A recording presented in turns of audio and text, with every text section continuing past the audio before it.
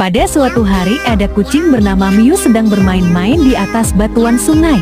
Miu sedang senang karena dapat menikmati pemandangan alam.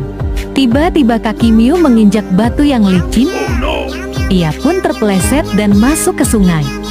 Miu nyaris tenggelam dan meminta tolong dengan suara keras. Saat itu ada seekor anjing bernama Dogi sedang berjalan-jalan juga di sekitaran sungai. Dogi mendengar suara meminta tolong dan langsung menemukan seekor kucing sedang tenggelam. Dogi langsung melompat dan mulai menolong Miu. Dogi langsung membawa Miu ke tempat yang aman dan Miu sangat berterima kasih kepada Dogi yang telah menolongnya.